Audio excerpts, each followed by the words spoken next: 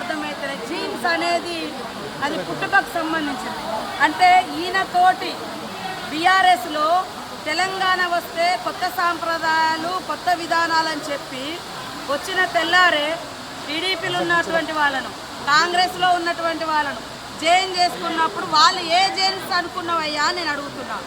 2018లో కూడా కాంగ్రెస్ పార్టీ నుంచి 13 మంది ఎమ్మెల్యేలను జైన్ చేసుకున్నావు.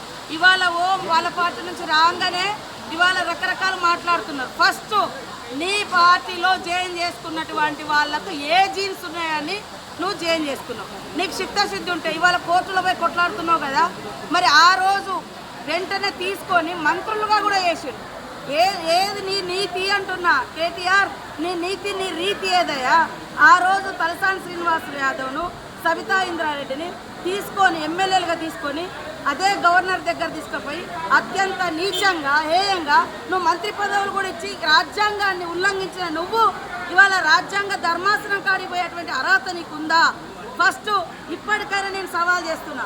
మా పార్టీలోకి వచ్చినటువంటి ఎమ్మెల్యేలు నువ్వు అంటున్నావు కదా, దానికి పునాదిగా నువ్వు కొత్త రాష్ట్రంలో మొత్తం 2014లో 2018లో ఎవరున్నా కూడా పాపం సర్పంచులున్నా, ఎంపీటీసీలున్నా, జెడ్పీటీసీలున్నా, ఎమ్మెల్యేలున్నా, ఎంపీలున్నా అందరినీ భయపెట్టి బలవంతం చేసి రకరకాలుగా తీసుకొని అలాంటి మార్పిళ్లకు శ్రీకారం కొత్త తెలంగాణలో చుట్టింది నువ్వు.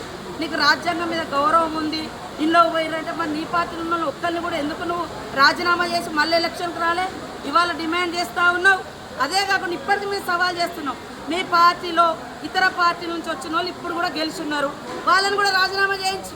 ఆ రోజు మా పార్టీ నుంచి వచ్చిన వాళ్ళు సబితా ఇంద్రారెడ్డి కానీ, సుధీర్ రెడ్డి కానీ, లేకుంటే ఇతర టీడీపీ నుంచి వచ్చిన తలసాని శ్రీనివాస్ యాదవ్ కానీ, మళ్ళీ ఇప్పుడు ఎమ్మెల్యేలు ఉన్నారు కదా, ఆ రోజు వాళ్ళు రాజీనామా చేయకుండా మీ పార్టీలకు వచ్చారు కదా, మీ పార్టీలకు ఈరోజు రాజీనామా చేయించి అప్పుడు మా దాంట్లోకి వచ్చిన వాళ్ళు అడిగితే జనం హర్షిస్తారు. కానీ నీకో నీతి మందికో నీతి అనడం ఇది ఎవరు కూడా హర్షించరు. కాబట్టి ఆ యూట్యూబ్లు పెట్టుకొని చూపించుకున్నంత మాత్రాన ఎవరు ఏదో పేడి ఆర్టిస్టులతో మాట్లాడిస్తే అది కాదు. కాబట్టి ప్రజలకు తెలుసు నువ్వేం మాట్లాడి, నువ్వు 10 ఏళ్ళు అధికారంలో నువ్వేం చేసినావు పబ్లిక్ తెలుసు. కాబట్టి అది మర్చిపోయి ఇతరులను ప్రశ్నించే నైతిక అర్హత నీకు లేదు.